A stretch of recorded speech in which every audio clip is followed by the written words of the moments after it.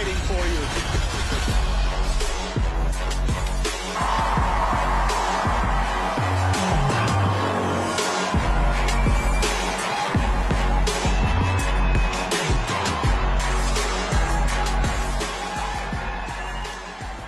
Oh, thank you so much. I wish you were all in the United States Senate. I wanted quite badly to be your next Attorney General, and to be nominated by President Trump for that position was indeed the honor of my professional life. And I view it greatly as a validation of the choice that the voters in Northwest Florida made over and over again to send me to fight for them. But some things don't go according to plan.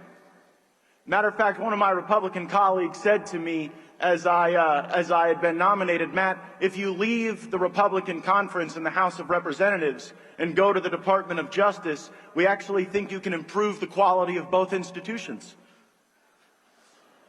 But I saw the writing on the wall, and that my nomination would cause a delay of the important work that we see ahead. And that is because there remain anti-Trump forces within the Republican conference in the United States Senate. And President Trump needs an Attorney General on day one. And I just assumed, when I withdrew my nomination, looking at everyone else who had been Attorney General, that I would be replaced by someone less attractive.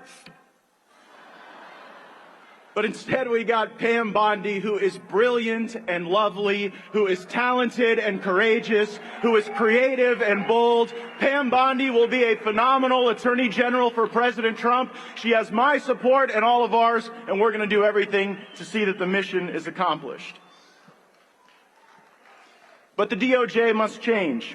It must end weaponization of our government. It must facilitate rather than frustrate the largest deportation in American history. It must stop the unlawful surveillance of our fellow Americans. And it must punish the companies involved in the transport, manufacturing, and distribution of fentanyl. And most importantly, on day one, the Department of Justice has to be ready to pardon the nonviolent January 6 defendants who were abused by a two-tier justice system. Pam will do these things. We must get her confirmed, and as we look at these Senate confirmations, I must say, I think I moved the Overton window just a bit. The Senate must confirm Tulsi Gabbard and RFK Jr., and perhaps most importantly, my good friend for the next FBI director, Kash Patel. Republican senators should be ashamed of themselves if they believe the Hillary Clinton lie that somehow Tulsi Gabbard is a Russian agent. I care far more that Tulsi Gabbard will clean up the deep state, tell the truth, and keep America out of forever wars. And while it is a little odd, I don't particularly care that RFK Jr. may have killed a bear or texted back a thirsty reporter. I care far more that RFK Jr. will stop big pharma and big food and big chemical companies from killing our fellow Americans through poison. And it is offensive to me that Republican senators want to tweeze through the life of Pete Hegseth when they haven't lifted a finger in many cases for the lives of the 8,600 patriots who were purged from the Department of Defense as the consequence of an unlawful vaccine mandate.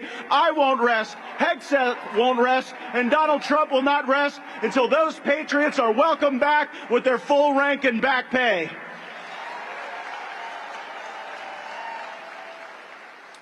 Republican senators, we, the voters of this movement, will not accept the answer that you voted for Joe Biden's nominees, like Lloyd Austin, but refused Trump's. Politics will encounter more accountability these days. We just saw it last week. Last week, every lobbyist in Washington, D.C. wanted this 1,500-page bill to pass with billions of dollars in pork, with the funding of the censorship industrial complex, with the funding of bio labs and foreign aid that do not serve America's interests. They had all the wind at their back. They had backed us up against the Christmas break, and thanks to Donald Trump and Elon Musk and Turning Point and the millions of people who are mobilized on X, we defeated the bill of the lobbyists, and we are ready to march on with America First agenda. And the Democrats, they just don't get it. They continue to criticize Elon Musk as if he is acting in self-interest, when we all see that Elon is acting alongside President Trump in the national interest. And we have something now that we've never had before. We have the ability to lash the resources that Elon is committed to with the energy and the mobilization and the infrastructure built by Charlie Kirk and animated by Turning Point Patriots in chapters all over America. Many have asked which perch I will be fighting from next. And some of you throughout this conference have even given me a few suggestions. My fellow Floridians have asked me to eye the governor's mansion in Tallahassee. Maybe special counsel to go after the insider trading for my former colleagues in Congress. It seems I may not have had enough support in the United States Senate. Maybe I'll just run for Marco Rubio's vacant seat in the United States Senate and join some of those folks. And my friend Steve Bannon and others have suggested that I return to the House of Representatives on January 3rd, but I would remind Steve, when he got out of prison, he didn't punch a guard on the way out. For the moment, I'll enjoy being one of you. It was James Madison who said that the most powerful position in America would not be congressman or senator or even president, but that of citizen, because we put such an obligation on the citizenry to ignite the patriotism that the country needs. President Trump will need warriors at every level of government, local, state, and federal. Last night on Saturday Night Live, they made a little joke at my expense. Martin Short, in his opening monologue, said, "Oh yeah, I have to hurry up because Matt Gaetz is my Uber driver out back."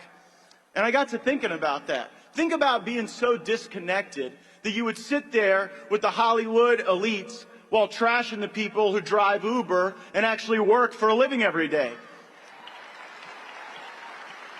So, this is a movement for winners. The greatest one will be taking this stage in just moments. And from the bottom of my heart, thank you to everyone out there who knocked on the doors in the swing states, who registered the voters, who chased the ballots, who made the calls on Election Day. You deserved this victory. You earned this victory. You fought for it, and now it is time to get up, stand up, join together, and to fight for this country we love. Thank you all so much. Tingle.